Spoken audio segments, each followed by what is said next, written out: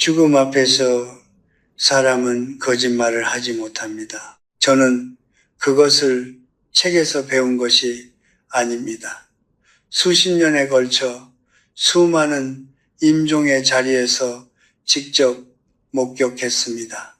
친구들, 동료들, 제자들, 그리고 사랑하는 사람들, 그들이 마지막 숨을 거두기 전 마지막으로 입을 열었을 때 저는 그 자리에 있었습니다. 그리고 매번 저는 같은 것을 보았습니다. 사람들은 대개 이렇게 생각합니다. 위대한 삶을 산 사람은 위대한 말을 남길 것이라고. 현명한 사람은 죽음 앞에서도 철학적인 유언을 남길 것이라고. 하지만 현실은 전혀 달랐습니다. 평생 대학에서 강의하고 수천 명의 제자를 가르친 교수도, 기업을 일으켜 세운 사업가도, 온 가족을 위해 평생을 희생한 어머니도 마지막 순간에 그들의 입에서 나온 말은 놀라울 만큼 단순했습니다. 그리고 그 단순함이 듣는 사람의 가슴을 가장 깊이 찔렀습니다. 미안하다, 고맙다, 사랑한다, 잘 살았다, 이제 가도 되겠지. 5마디, 짧디 짧은 5마디입니다. 그런데 이 말들에는 공통점이 있습니다. 이 말들은 모두 살아있는 동안 충분히 할 수 있었지만 하지 않은 말들이라는 것입니다. 자존심 때문에, 바빠서, 어색해서, 아니면 그냥 언젠가 하면 되겠지 싶어서 그렇게 미루고 미루다가 결국 마지막 숨 앞에서야 터져 나온 말들입니다. 저는 지금 여러분께 죽음에 대해 이야기하려는 것이 아닙니다. 오히려 반대입니다. 저는 지금 살아있는 여러분에게 살아있는 동안 해야 할 말에 대해 이야기하려는 것입니다. 왜냐하면 임종 직전에야 비로소 나오는 이 5마디는 사실 인간의 가장 깊은 진실을 담고 있기 때문입니다. 그것은 우리가 평생 무엇을 억누르며 살아왔는지, 무엇을 두려워했는지, 그리고 진정으로 무엇을 원했는지를 죽음이라는 거울을 통해 비로소 보여주는 것입니다. 제가 처음 이 패턴을 알아챈 것은 제 나이 60즈음이었습니다. 당시 저의 오랜 친구 하나가 병상에 누웠습니다. 그는 평생 강인한 사람이었습니다. 감정을 드러내는 법이 없었고 눈물은 더더욱 없었습니다. 그런 그가 마지막 날 제 손을 꼭 쥐고 이렇게 말했습니다. 형서가 나 잘 살았지? 그 말은 질문이 아니었습니다. 확인이었습니다. 누군가에게, 단 한 사람에게라도 자신의 삶이 헛되지 않았다는 것을 인정받고 싶었던 것입니다. 저는 그때 깨달았습니다. 인간은 아무리 강해 보여도 마지막 순간만큼은 혼자 떠나지 못한다는 것을 오늘 저는 그 5가지 말의 의미를 하나씩 풀어드리겠습니다. 단순한 감동 이야기가 아닙니다. 이것은 105년의 삶이 저에게 가르쳐준 인간 본성에 대한 가장 솔직한 보고서입니다. 그리고 듣고 나서 여러분이 오늘 저녁 누군가에게 전화 한 통을 걸게 된다면 그것으로 충분합니다. 사람이 평생 가장 하기 어려운 말이 무엇인지 아십니까? 사랑한다고 생각하는 분들이 많을 겁니다. 하지만 제가 수십 년간 수많은 사람들의 마지막을 곁에서 지켜보며 내린 결론은 다릅니다. 인간이 살면서 가장 끝까지 버티는 말, 가장 마지막에야 겨우 입 밖으로 내보내는 말은 바로 미안하다는 말입니다. 이 두 글자가 그토록 무거운 이유는 단순합니다. 미안하다고 말하는 순간 내가 틀렸다는 것을 인정해야 하기 때문입니다. 그리고 대부분의 사람들은 자신이 틀렸다는 사실을 인정하는 것을 죽음보다 두려워합니다. 제가 50대 중반이었을 때 저보다 몇 살 위인 선배 교수 한 분이 계셨습니다. 그분은 학식이 깊고 언변이 뛰어난 분이었습니다. 하지만 집에서는 달랐습니다. 그분의 아들은 아버지에게 인정받고 싶어 평생을 애썼지만 그 아버지는 단 한 번도 잘했다는 말을 하지 않았습니다. 칭찬은 나태함을 부른다고 믿는 세대였으니까요. 아들이 좋은 대학에 들어갔을 때도, 번듯한 직장을 얻었을 때도, 결혼을 해서 손자를 안겨줬을 때도 그 아버지의 표정은 늘 무덤덤했습니다. 그러다 그분이 84세 나이로 병상에 눕게 되었고 저는 문병을 갔습니다. 병실에는 아들이 혼자 앉아 아버지의 손을 잡고 있었습니다. 그런데 그 아버지가 아들을 바라보며 아주 작은 목소리로 이렇게 말하는 것을 저는 들었습니다. 미안하다. 아비가 너한테 너무 모질었어. 아들은 그 자리에서 소리 없이 울었습니다. 수십 년 동안 듣고 싶었던 말이었을 것입니다. 저는 그 장면을 지금도 잊지 못합니다. 왜냐하면 그 말 한마디가 수십 년의 상처를 한꺼번에 녹여버리는 것을 눈앞에서 보았기 때문입니다. 그리고 동시에 이런 생각이 들었습니다. 저 말을 왜 지금 해야 하는가? 왜 아들이 어렸을 때 상처가 쌓일 때 그때는 하지 못했는가? 인간의 자존심이란 참으로 이상한 것입니다. 살아있는 동안에는 그것이 마치 자신을 지켜주는 갑옷처럼 느껴집니다. 사과를 하면 약해 보일 것 같고 인정하면 무언가를 잃을 것 같은 두려움. 특히 우리 세대의 남성들, 가장의 위치에 있던 사람들은 더욱 그랬습니다. 권위를 지키는 것이 가족을 지키는 것이라고 믿었으니까요. 하지만 죽음 앞에서 그 갑옷은 한순간에 벗겨집니다. 지위도 권위도 남들의 시선도 아무것도 가져갈 수 없다는 것을 몸으로 깨달을 때 인간은 비로소 자신의 진짜 얼굴을 마주합니다. 그리고 그 얼굴은 말합니다. 나는 틀렸다. 나는 미안하다. 여기서 제가 여러분께 드리고 싶은 말은 이것입니다. 자존심은 죽을 때 함께 사라집니다. 하지만 사과하지 않은 상처는 남겨진 사람의 마음속에 살아남습니다. 어쩌면 평생 동안 미안하다는 말은 약함이 아닙니다. 그것은 관계를 마지막까지 소중히 여기는 사람만이 할 수 있는 가장 용기 있는 말입니다. 그리고 그 말은 숨이 넘어가는 병상이 아니라 아직 눈을 마주칠 수 있을 때, 손을 잡을 수 있을 때 해야 합니다. 오늘 여러분 마음속에 오래된 미안함 하나쯤은 있지 않습니까? 꺼내기 두려운 그 말, 저는 그것을 지금 하시길 권합니다.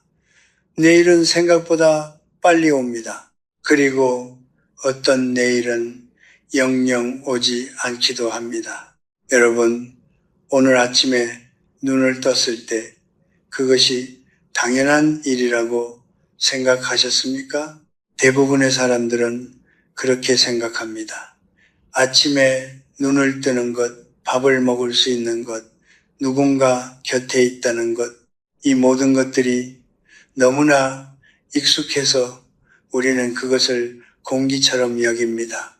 있어도 느끼지 못하고 없어질 때가 되어서야 비로소 그것이 얼마나 귀한 것이었는지 깨닫습니다. 그리고 임종의 자리에서 제가 두 번째로 가장 많이 들은 말은 바로 그 깨달음에서 나오는 말이었습니다. 고맙다. 평생 당연하다고 여겼던 모든 것들을 향해 마지막 숨을 앞두고 비로소 터져나오는 감사의 말. 저는 한 여성을 기억합니다. 그분은 평생 가족을 위해 살았습니다.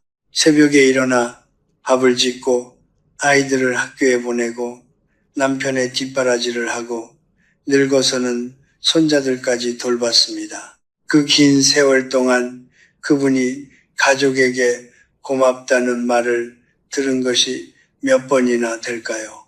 그리고 그분 스스로 누군가에게 고맙다고 말한 적은 또 몇 번이나 될까요? 그분이 병상에 누웠을 때 저는 그 곁에 있었습니다. 그분은 창밖을 한참 바라보다가 아주 조용한 목소리로 이렇게 말했습니다. 햇볕이 참 따뜻하네. 고마운 것들이 너무 많은데 나는 왜 이제야 이걸 알았을까? 그 말을 듣는 순간 저는 가슴이 먹먹해졌습니다. 햇볕 한 줄기에 감사를 느끼는데 평생이 걸린 것입니다. 이것이 인간의 역설입니다. 우리는 가진 것에 감사하는 대신 가지지 못한 것에 집착합니다. 더 좋은 집, 더 많은 돈, 더 높은 자리, 더 나은 자식. 욕망은 끝이 없고 비결은 멈추지 않습니다. 그러는 사이에 지금 이 순간, 지금 이 자리에 있는 것들의 소중함은 조용히 지나쳐 버립니다. 불교에서는 이것을 무상무창이라고 합니다. 모든 것은 변하고 모든 것은 사라진다는 진리. 하지만 그 진리를 머리로 아는 것과 임종의 순간에 온몸으로 느끼는 것은 전혀 다른 이야기입니다. 대부분의 사람들은 몸으로 느끼는 쪽을 선택합니다. 너무 늦게. 저 역시 예외가 아니었습니다. 젊었을 때 저는 늘 앞만 보았습니다. 더 깊은 학문, 더 많은 업적, 더 넓은 영향력. 아내가 매일 저녁 차려준 밥상을 그냥 앉아서 먹으면서 단 한 번도 제대로 고맙다고 말하지 않았습니다. 그것이 당연한 일이라고 생각했으니까요. 아내가 세상을 떠난 뒤 저는 처음으로 빈 밥상 앞에 혼자 앉아 보았습니다. 그제야 알았습니다. 그 밥상이 아니었다는 것을. 그것은 매일 저에게 건네진 사랑이었다는 것을. 그리고 저는 한 번도 그 사랑에 제대로 감사하지 않았다는 것을. 감사는 특별한 순간에만 하는 것이 아닙니다. 감사는 지금 이 순간 내 곁에 있는 것들을 바라보는 시선의 문제입니다. 당신 곁에 지금 누가 있습니까? 당신이 오늘 먹은 밥은 누가 지었습니까? 당신이 아플 때 곁에 있어준 사람은 누구였습니까? 그 모든 것들이 영원히 거기에 있을 것이라고 생각하지 마십시오. 언젠가는 반드시 사라집니다. 그리고 사라지고 난 뒤에 느끼는 감사는 상대방에게 닿지 않습니다. 임종의 자리에서 고맙다고 말하는 사람들의 눈빛을 저는 잊을 수가 없습니다. 그 눈빛은 슬픔이 아닙니다. 후회입니다. 더 일찍 말할 걸 하는 후회. 오늘 여러분께 부탁드립니다. 그 말을 병상이 아닌 지금 이 자리에서 하십시오. 거창할 필요 없습니다. 오늘 밥 잘 먹었어. 고마워. 그 한마디면 충분합니다. 사람은 그 한마디를 평생 기억합니다. 한국 사람들은 사랑한다는 말을 참 하지 않습니다. 이것은 비판이 아닙니다. 저 역시 그 세대의 사람이니까요.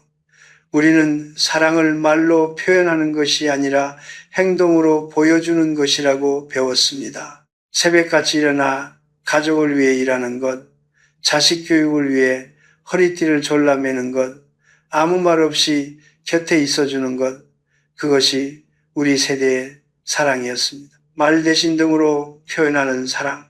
그래서 사랑한다는 세 글자는 살면서 한 번도 입 밖에 내지 않은 사람들이 수두룩합니다.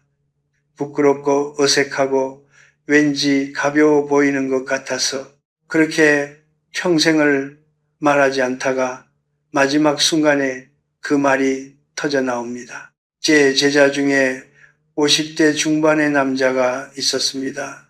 아버지와의 관계가 늘 서먹서먹했던 사람이었습니다. 아버지는 전형적인 한국의 가장이었습니다. 무뚝뚝하고 엄격하고 칭찬보다 꾸중이 먼저인 사람.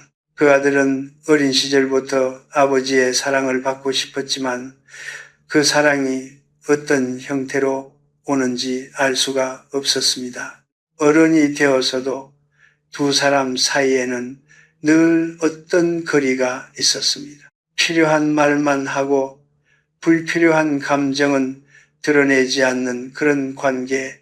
그러다 아버지가 쓰러졌습니다. 병원 침대에 누운 아버지는 처음 며칠간은 아무 말도 하지 않았습니다. 그러다 어느 날 밤 아들이 홀로 병실을 지키고 있을 때 아버지가 눈을 떠서 아들의 손을 잡았습니다. 그리고 평생 처음으로 이렇게 말했습니다. 사랑한다, 아들아. 아들은 그 자리에서 어린아이처럼 울었다고 했습니다. 50이 넘은 나이에 그 말을 처음 들은 것입니다. 저는 그 이야기를 들으며 한참 동안 말을 잇지 못했습니다. 그 아버지는 분명히 평생 아들을 사랑했을 것입니다. 새벽같이 일어나 일한 것도 허리 한번 제대로 못 펴고 살아온 것도 다 그 사랑 때문이었을 것입니다. 하지만 아들은 그것을 몰랐습니다. 아니, 어쩌면 알면서도 확인하고 싶었던 것인지 모릅니다. 인간은 아무리 행동으로 사랑받아도 그 말 자체를 듣고 싶어 합니다. 사랑한다는 말은 단순한 감정 표현이 아닙니다. 그것은 나는 네가 이 세상에 존재한다는 사실이 나에게 소중하다는 선언입니다. 그리고 그 선언을 한 번도 듣지 못한 채 살아가는 사람들이 이 세상에 얼마나 많은지 생각하면 가슴이 아픕니다. 그리고 네 번째 말, 잘 살았다는 말은 또 다른 결의 이야기입니다. 이 말은 바깥을 향한 말이 아니라 자기 자신을 향한 말입니다. 스스로의 삶을 스스로 긍정하는 말. 그런데 저는 이 말이 역설적으로 가장 충격적이라고 생각합니다. 왜냐하면 이 말을 하는 사람들의 표정을 보면 그 말 속에 긍정만 있는 것이 아니기 때문입니다. 그 안에는 아쉬움이 있습니다. 미련이 있습니다. 조금만 더 살고 싶다는 간절함이 있습니다. 그러니까 잘 살았다는 말은 사실 이 정도면 괜찮았다. 그래도 충분히 살았다. 라는 스스로를 향한 마지막 위로인 것입니다. 저는 이 말을 들을 때마다 이런 생각을 합니다. 그분들이 조금 더 일찍 살아있는 동안 스스로에게 그 말을 해줄 수 있었다면 어떠했을까? 우리는 너무 자주 자신을 채찍질합니다. 더 잘해야 한다. 더 열심히 해야 한다. 더 많이 이뤄야 한다. 그 채찍질이 때로는 앞으로 나아가는 힘이 되기도 하지만 동시에 지금 이 순간 자신의 삶을 있는 그대로 바라보지 못하게 만들기도 합니다. 그래서 많은 사람들이 평생 스스로에게 잘하고 있다는 말 한마디 건네지 못하다가 죽음 앞에서야 겨우 그 말을 합니다. 여러분, 지금 여러분의 삶은 어떻습니까? 부족한 것들이 눈에 먼저 들어옵니까? 이루지 못한 것들이 먼저 떠오릅니까?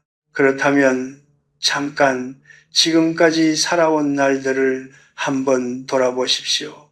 넘어지면서도 다시 일어섰고 아프면서도 곁에 있는 사람들을 놓지 않았고 쉽지 않은 날들을 그럭저럭 버텨왔을 것입니다. 그것으로 충분합니다. 사랑한다는 말을 오늘 하지 못하면 내일 하십시오. 하지만 잘 살고 있다는 말은 지금 당장 자기 자신에게 해 주십시오. 그 말을 들어야 할 사람이 당신 말고도 또 있다는 것을 잊지 마십시오. 임종의 자리에서 제가 목격한 것 중에 가장 오래 마음에 남은 장면이 있습니다. 그것은 화려한 유언도 아니었고 극적인 화해도 아니었습니다. 그것은 아주 조용한 기다림이었습니다. 의식이 흐릿해지고 호흡이 가늘어지고 이미 이 세상과의 끈이 거의 끊어진 것처럼 보이는 사람이 그럼에도 불구하고 눈을 감지 않는 것입니다. 뭔가를 혹은 누군가를 기다리듯이, 그리고 사랑하는 가족이 손을 잡고 이제 편히 가셔도 돼요. 우리 괜찮아요 라고 말하는 순간 비로소 그 사람은 조용히 눈을 감습니다. 저는 처음에 이것이 우연이라고 생각했습니다. 하지만 수십 년에 걸쳐 같은 장면을 반복해서 보고 나서 저는 이것이 우연이 아니라는 것을 알게 되었습니다. 많은 의사들과 호스피스 간호사들도 같은 것을 증언합니다. 혼수 상태에 있는 환자가 사랑하는 사람이 곁에 와서 가도 된다는 말을 해줄 때까지 숨을 거두지 않는 경우가 놀랍도록 많다고, 이것은 단순한 감동적인 이야기가 아닙니다. 이것은 인간 본성에 대한 가장 깊은 진실을 담고 있습니다. 인간은 혼자 태어나지 않았고 혼자 살지 않았으며 혼자 떠나지도 못한다는 것. 우리는 흔히 강한 사람이란 혼자서도 잘 할 수 있는 사람이라고 생각합니다. 독립적이고 누구에게도 기대지 않고 자신의 힘으로 모든 것을 해결하는 사람. 저도 젊었을 때는 그렇게 생각했습니다. 의존한다는 것은 약함의 증거라고. 하지만 105년을 살고 나서 저는 그 생각이 얼마나 오만한 것이었는지 압니다. 인간은 본질적으로 관계 속에서 존재하는 생명체입니다. 우리의 기쁨은 누군가와 나눌 때 비로소 완성되고 우리의 슬픔은 누군가 곁에 있을 때 비로소 견딜 수 있습니다. 그리고 우리의 마지막 순간조차도 누군가의 허락과 사랑 속에서 마무리되기를 원합니다. 가도 되겠지 라는 말 속에는 두 가지가 담겨 있습니다. 하나는 질문입니다. 내가 떠나도 당신은 괜찮겠느냐는 물음, 나 없이도 살아갈 수 있겠느냐는 염려. 이것은 죽음 앞에서도 자신보다 남겨진 사람을 먼저 걱정하는 인간의 사랑입니다. 그리고 또 하나는 간청입니다. 나를 보내주십시오. 붙잡지 마십시오. 편히 가도 된다고 말해 주십시오. 이 두 가지가 뒤섞인 그 말은 어떤 철학책에서도 찾을 수 없는 삶의 가장 솔직한 언어입니다. 저는 이 마지막 말이 우리에게 던지는 메시지가 있다고 생각합니다. 그것은 바로 관계를 두려워하지 말라는 것입니다. 많은 분들이 나이가 들수록 관계에서 상처를 받고 나서 이렇게 생각합니다. 이제는 혼자 사는 것이 편하다고, 기대지 않으면 실망도 없다고. 그 마음을 저는 충분히 이해합니다. 살다 보면 가장 가까운 사람에게 가장 깊은 상처를 받습니다. 그래서 거리를 두고 싶어집니다. 하지만 그 거리가 너무 멀어지면 결국 마지막 순간에 손을 잡아줄 사람이 없게 됩니다. 그리고 가도 되겠지라는 말을 들어줄 사람도 없게 됩니다. 저는 여러분께 무조건 모든 관계를 유지하라고 말하는 것이 아닙니다. 해로운 관계는 정리해야 합니다. 나를 소모시키는 사람들과는 거리를 두어야 합니다. 그것은 냉정함이 아니라 지혜입니다. 하지만 그 안에서도 단 한 사람만큼은 마지막 순간에 내 손을 잡아줄 수 있는 사람만큼은 곁에 두십시오. 그것이 배우자든 자식이든 오랜 친구든 그 한 사람이 있다는 것이 노년을 살아가는데 얼마나 큰 힘이 되는지 저는 압니다. 인간은 끝까지 연결 속에서 살아갑니다. 그리고 그 연결 속에서 떠납니다. 그것은 약함이 아닙니다. 그것은 우리가 인간이라는 증거입니다.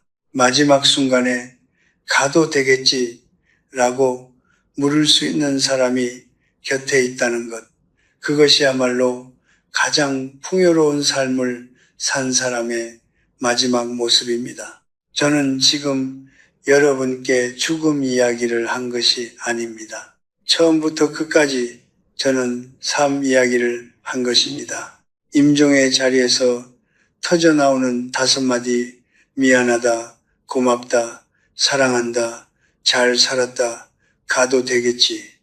이 말들이 왜 그토록 우리의 가슴을 흔드는지 아십니까? 그것은 그 말들이 특별해서가 아닙니다. 오히려 반대입니다.